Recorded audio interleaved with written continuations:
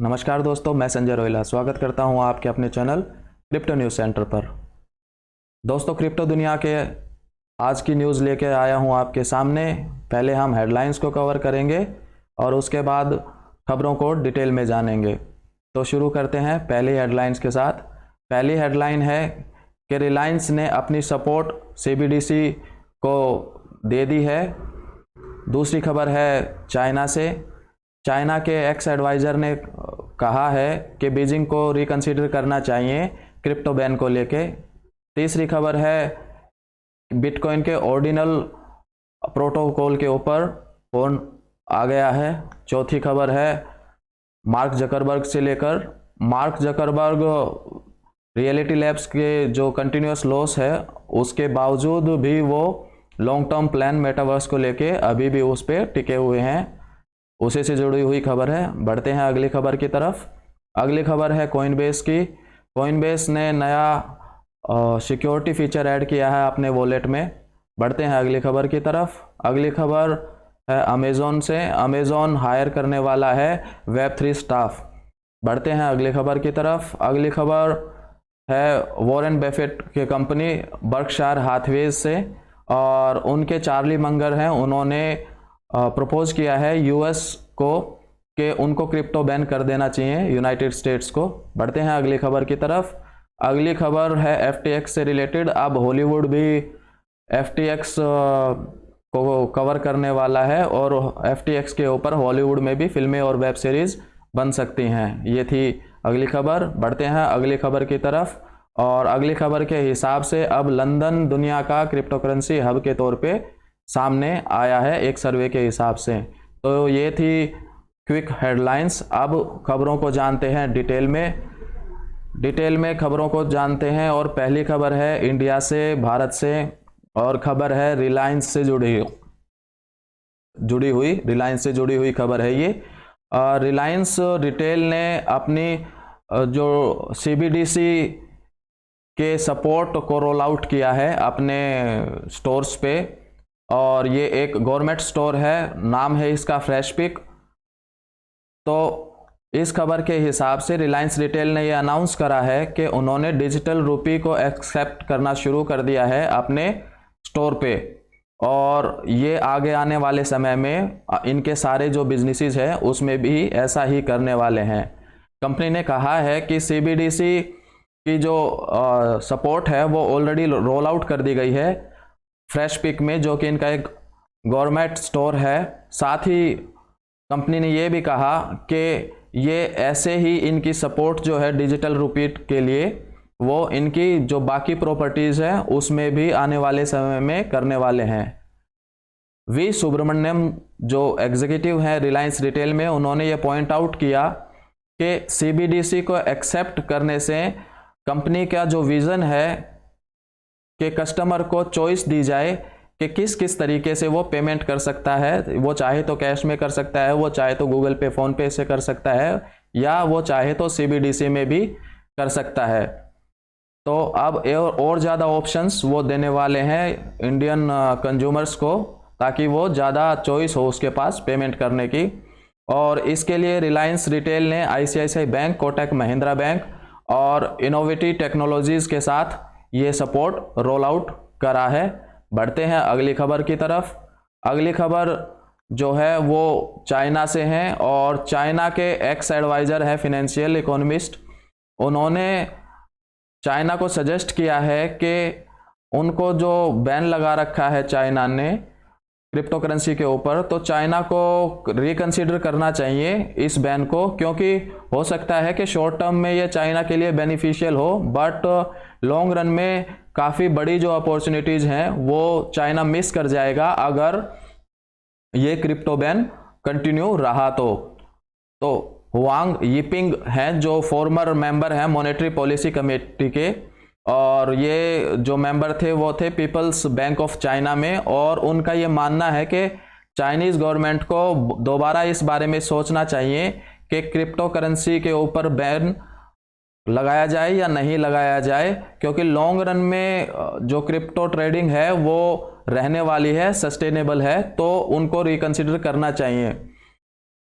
जो farmer official है उन्होंने आर्ग्यू किया है कि परमानेंट बैन करना क्रिप्टो के ऊपर काफ़ी अपॉर्चुनिटी लॉस कर देगा फिनेंशियल सिस्टम में चाइना के। तो उससे होगा क्या कि ब्लॉकचेन और टोकनाइजेशन जो है वो हम सभी जानते हैं कि काफ़ी चीप है और काफ़ी ज़्यादा फीचर्स हैं जो पुराने फिनेंशियल सिस्टम में नहीं है, और जो क्रिप्टो रिलेटेड टेक्नोलॉजी हैं वो काफ़ी वैल्यूएबल है। अगर उनको रेगुलेशंस के साथ, प्रॉपर रेगुलेटर सिस्टम के साथ लेके आया जाएगा तो ये काफ़ी वैल्यूएबल हो सकती है लॉन्ग रन में। उन्होंने एम्फेसाइज किया कि बैन करना क्रिप्टो करेंसीज को शॉर्ट टर्म में तो बेनिफिट हो सकता है, बट लॉन्ग रन में इसका काफ़ी नुकसान हो सकता है। तो चाइना को काफ़ी इन डेप्थ एनालिसिस करना चाहिए। उन्होंने ये भी कहा कि एक प्रॉपर रेगुलेटरी फ्रेमवर्क अगर क्रिप्टो के ऊपर आ जाए तो वो काफ़ी सही रहेगा चाइना की आगे आने वाली समय में ग्रोथ को। तो उन्होंने साथ ही ये भी माना कि जो क्रिप्टो रेगुलेशंस लेके आना है वो एक डेवलपिंग कंट्रीज के लिए इतना आसान नहीं रहने वाला है। लेकिन उन्होंने ये भी कहा कि बिटकॉइन एक डिजिटल एसेट है, ना कि करेंसी, क्योंकि इसकी खुद की एक इंट्रिंसिक वैल्यू है और आने वाले टाइम में धीरे धीरे ये बढ़ने ही वाला है। तो ये थी खबर चाइना से। बढ़ते हैं अगली खबर की तरफ। अगली खबर के ऊपर हम जाएं तो जैसा कि हमने बताया था हेडलाइंस में, पोर्न की भी एंट्री अब ब्लॉकचेन पे हो गई है, और बिटकॉइन का एक प्रोटोकॉल है ऑर्डिनल, उसके रिलेटेड एक वेबसाइट बनाई थी, उसके ऊपर पोर्न रिलेटेड एक इमेज पब्लिश हो गई उसके फ्रंट पेज के ऊपर, और वो आधे घंटे तक वहां रही। बाद में इसको जो ऑर्डिनल्स के जो क्रिएटर हैं उन्होंने उस इमेज को फ्रंट पेज से रिमूव कर दिया। तो और ये जो ऑर्डिनल की वेबसाइट लॉन्च हुई थी ये उसके एक दिन बाद ही ऐसा हो गया। तो समय तकरीबन 12:15 सुबह का था, फरवरी 2 को, यानी आज ही को यूटीसी टाइम के अकॉर्डिंगली। और एक पोर्न इमेज बिटकॉइन ब्लॉकचेन के ऊपर पब्लिश हो गई वाया ऑर्डिनल प्रोटोकॉल। तो जब ये फ्रंट पेज के ऊपर चली गई तो काफ़ी ये कंसर्न हो गया और आधे घंटे के अंदर अंदर इस इमेज को रिमूव कर दिया गया है ऑर्डिनल की वेबसाइट से। अब ऑर्डिनल्स के जो सीईओ है कैसी, उन्होंने कोइन टेलीग्राफ को बताया कि उन्होंने जल्दी ही इस पे एक्शन लिया और इमेज को रिमूव कर दिया वेबसाइट से। और उन्होंने साथ ही ये माना कि इससे ज़्यादा वो कुछ कर भी नहीं सकते थे, क्योंकि जो प्रोटोकॉल का नेचर है वो कुछ ऐसा ही है। अब उन्होंने जो कहा, फर्दर ऐड करा अपनी बात में कैसी ने, उन्होंने ये कहा है कि उनकी जो पॉलिसी है ऑर्डिनल वेबसाइट की, उनकी ये है कि काफ़ी लिबरल पॉलिसी है, कंटेंट पॉलिसी, जहाँ पे लोग चाहें तो इस तरीके की जो पोर्नोग्राफिक इमेज या और डेटा है, वीडियो ऑडियो, ये भी पब्लिश कर सकते हैं, बट आने वाले टाइम में वो सेंसर करने वाले हैं ताकि वो उनके फ्रंट पेज पे एटलीस्ट ना दिखाई दे। और चाहे तो उसके लिए अलग से स्पेस बना दिया जा सकता है वेबसाइट के ऊपर।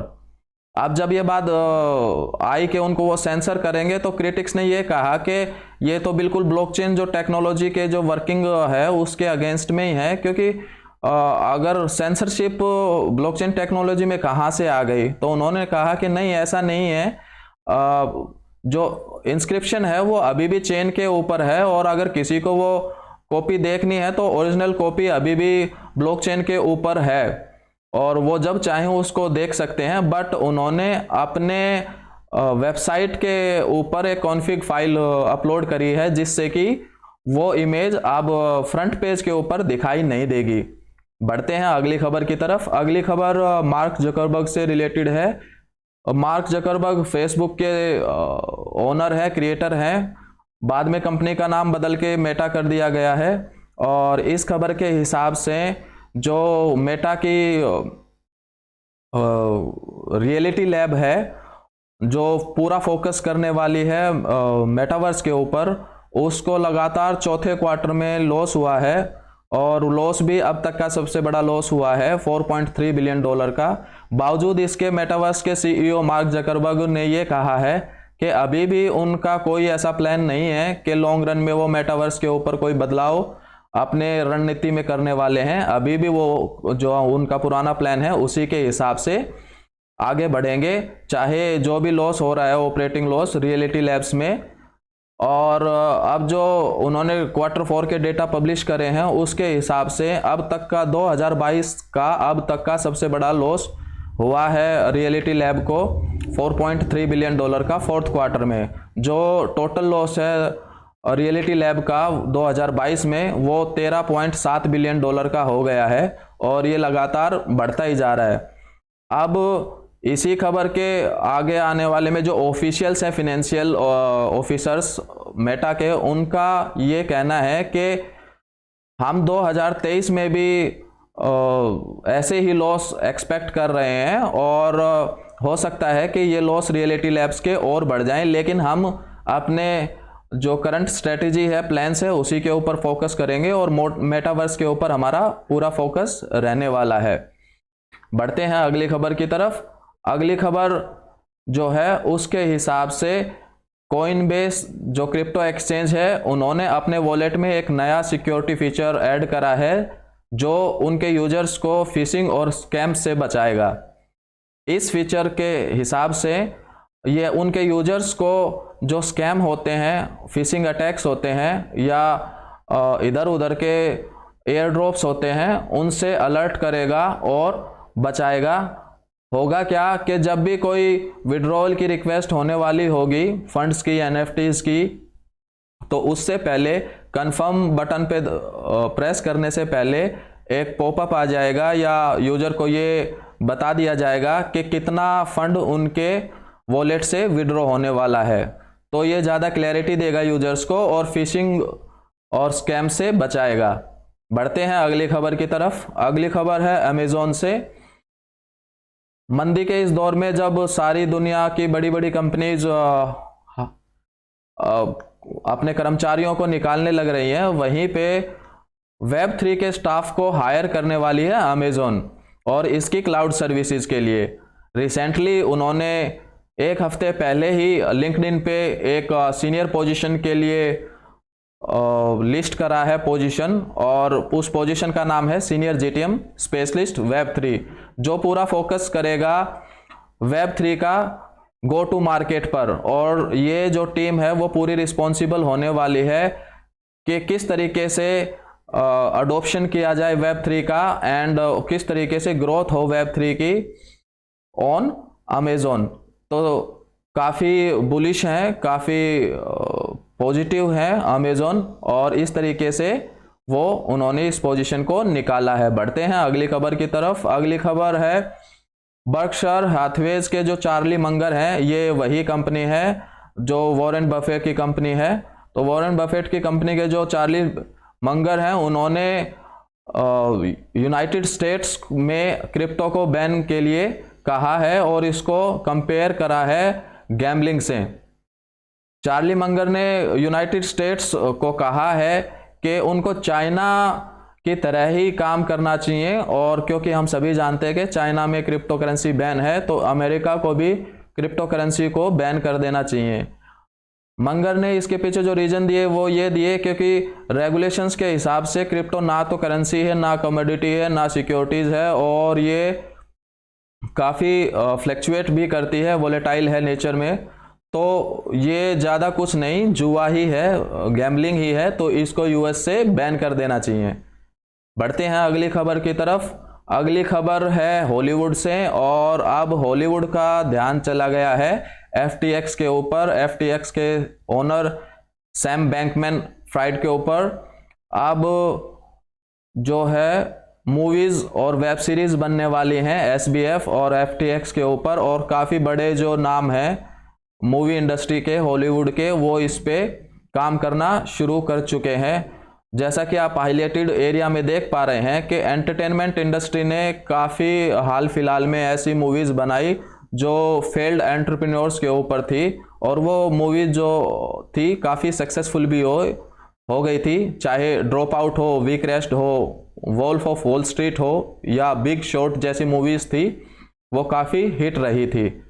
बढ़ते हैं अगली खबर की तरफ। अगली खबर है लंदन से। अब लंदन दुबई को पछाड़कर दुनिया का सबसे बड़ा क्रिप्टो हब बन चुका है। एक सर्वे में ये बात सामने निकल के आई है।